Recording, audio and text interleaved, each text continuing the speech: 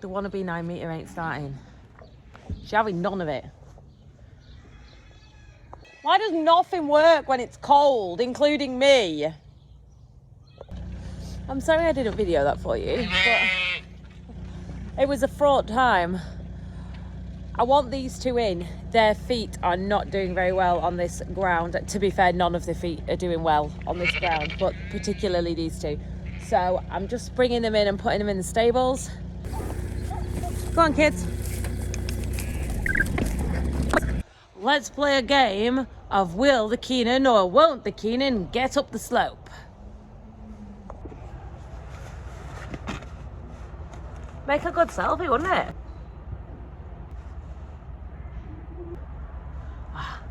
Here he comes. Say nothing. Shh, you're not there. You're not there. I'm just casually meandering around the area. Sauntering.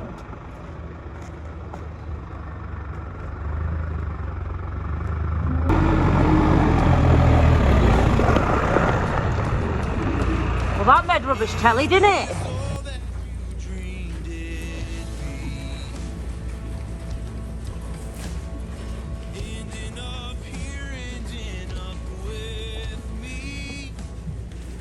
Did you see that little tiny little pink bit on her eye?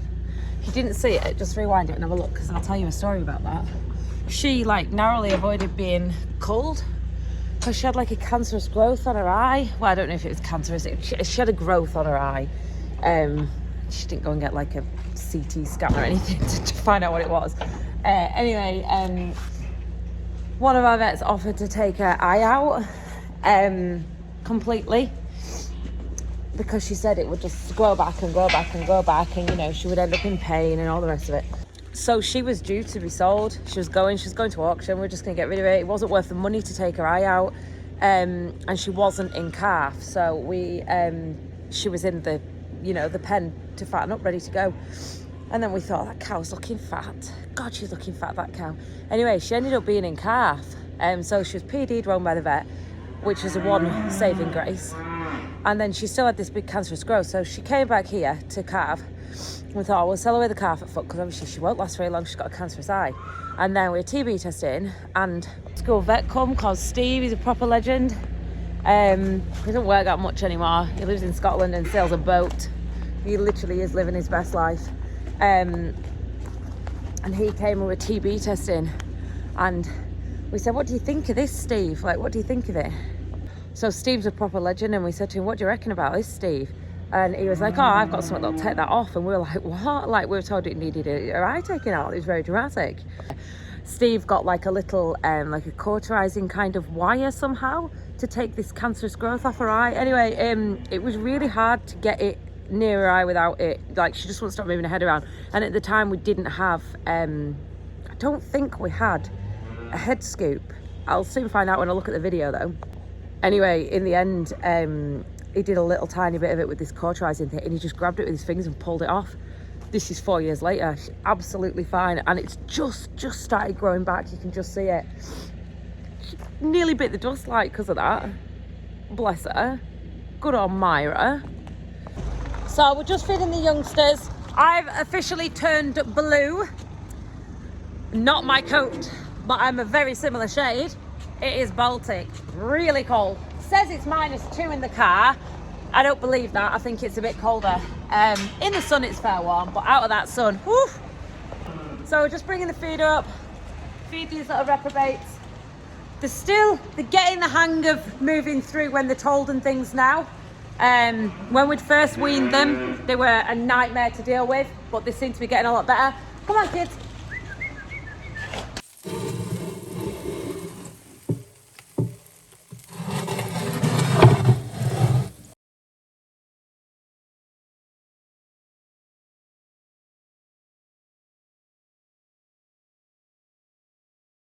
These are the heater plugs need changing on this. Probably have needed changing for quite a while, but we're not going to open it up. We're just going to park it in the sun. It's not in the sun. It's not in it. The sun's here. Oh, that sun's warm when I'm in it.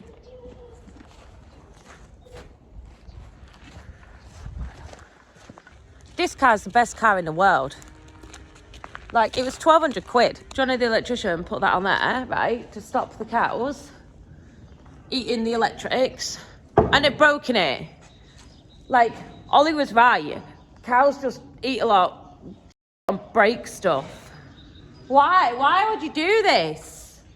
I know exactly who it was as well. Exactly who it was. You, wasn't it? It was you. Don't even lie to me. It was her.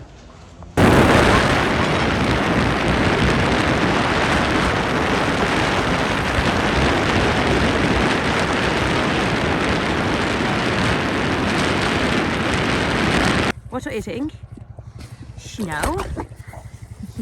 Are you eating snow? Is that tasty?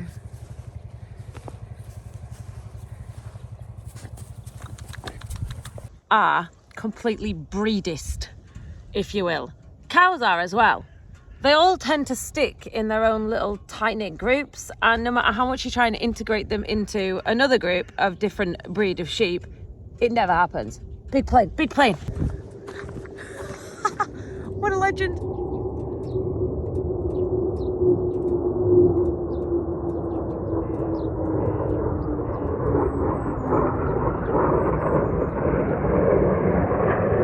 Good job we don't have neighbours, because that's what I do every time. Every time a plane comes, that's exactly what I do. Okay, right, hold on. Wait. Sheep are breedist. Yeah, no, seriously. These fields are all connected together and these sheep have all been ran together. Those four there, they're Big Roy's Herdwick crosses. So they're Roy's dad's, what's left of his sheep. They just hang around together. They hate everybody else. They do not want to be near anyone else. You can tempt them with feed, hay, whatever, and they always just mill off on their own, being generally obnoxious, to be fair. Yeah, they don't like people. They don't like being handled. They don't like the lambs if you touch them. They don't like a right lot, to be fair. Over there, on the other side of there, that's Shapfell, I think. And somewhere, someone might be able to correct me who's local. I think that's Shapfell, because Penrith is over here. Oh, Penrith's over here. Winfield Forest is there. Like Centre Parks, if you're used to going to Centre Parks. That there, I think, is Shap. Or maybe not. Maybe that's Shap. Oh, I don't know. I need a map. Someone help me.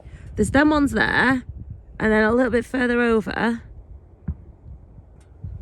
there's these ones here. I always thought that was Shapfell, and on the other side there was Ullswater, but I could be wrong. I could be completely wrong. He's not my strong point. Maybe I should ring Joe Seals, because apparently he did geography. Who knew? The boy's full of surprises. Oh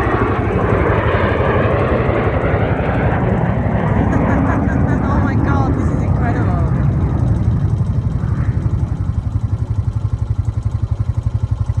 They heard me, didn't they? They were listening. They knew. Oh, he's turning around!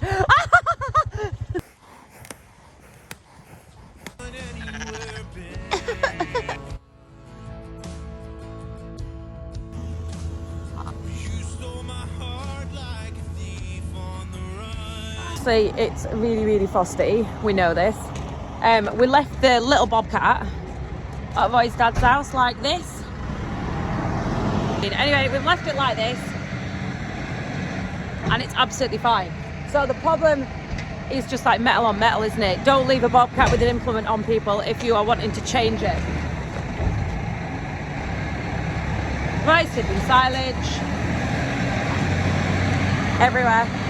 See how little Taff is. Don't even know where he is. Hello, how are you? Little baby. How feeling? How feeling? Ah, he's not looking too great, to be fair. He's actually comfy in here on his own. I'm not going to put him back in with everyone else because I think they push him about a bit.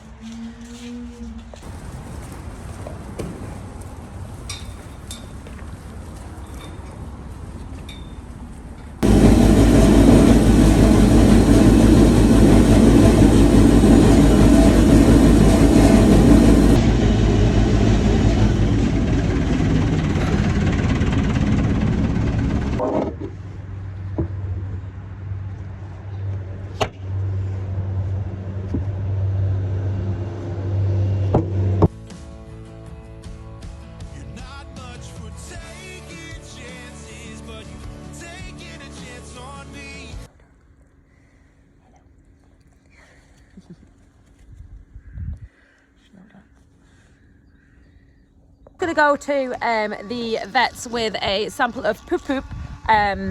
Is that acceptable for YouTube? Poop. I'm going to go to the vets with a sample of it just to get it tested to see if that calf, you know, the poorly calf from yesterday, to see if it's wormy. It's looking all right.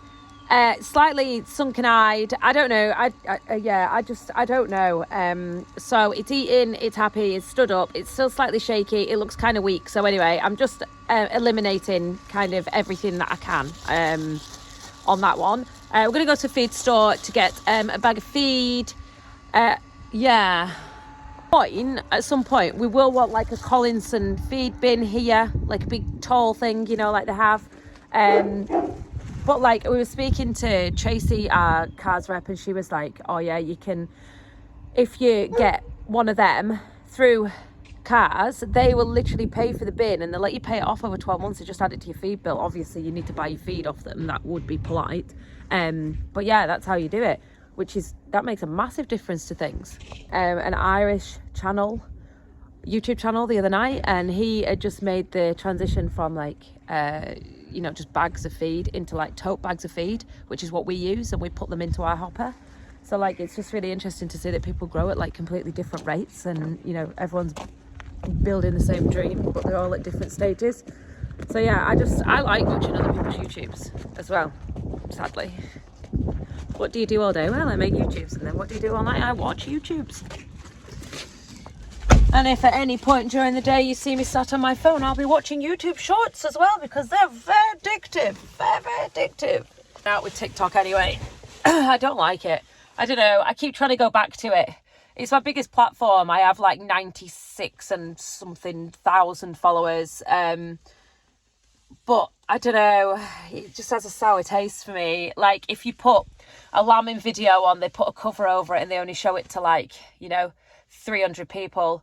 So you put all this effort in and they deem you somehow unacceptable for younger audiences, and they just completely block everything you do. So even like, I did a video explaining, someone said, where does the slurry go? And it goes down the holes, the slats. So I did a video explaining where the slurry went.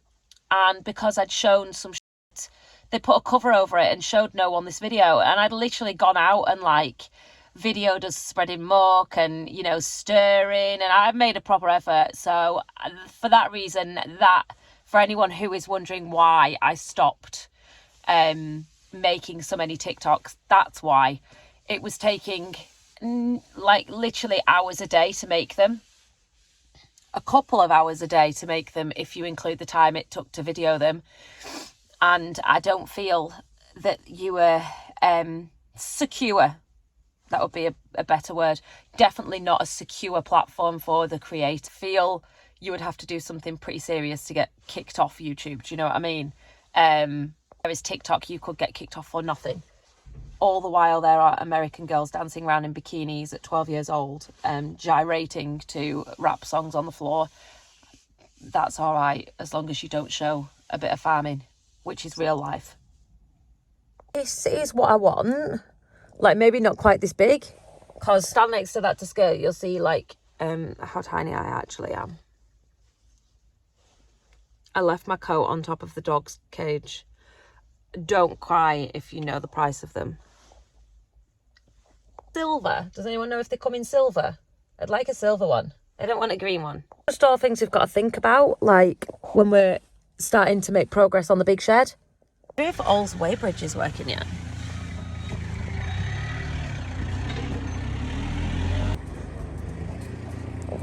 Can't even cope with the price of like, what the hell?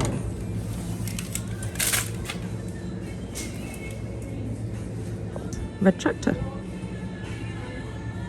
All of it is. Even the cheap stuff.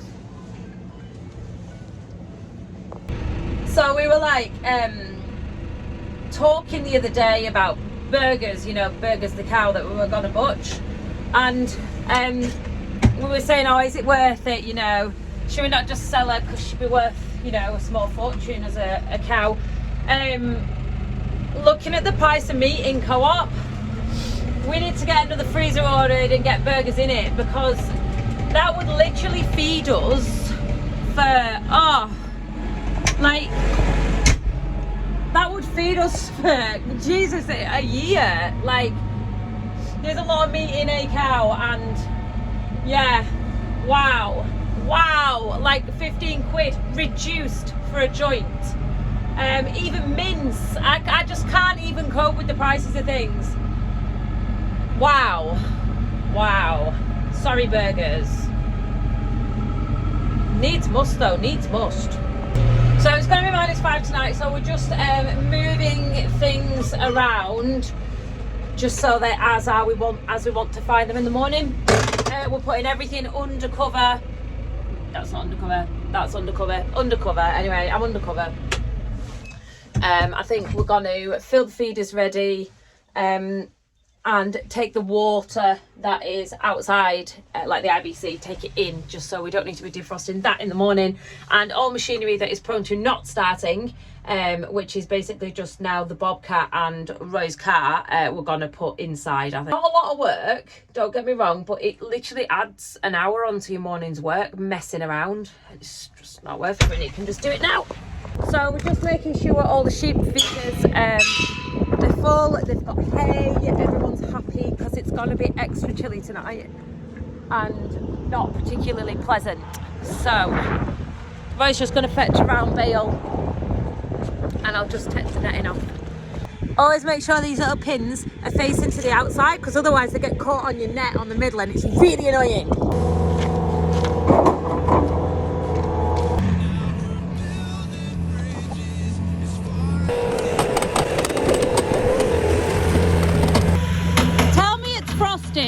Without telling me it's frosty when a bobcat travels in a field in winter.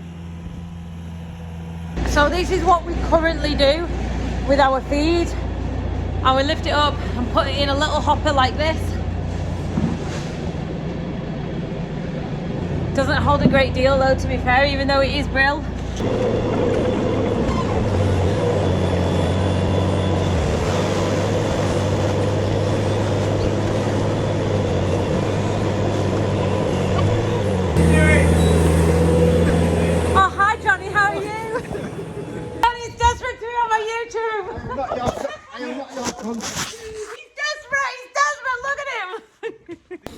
So long story short, Rufus left the gate open into the chickens where they were locked in, and now it's frozen, so I can't close it, so we've got escapees.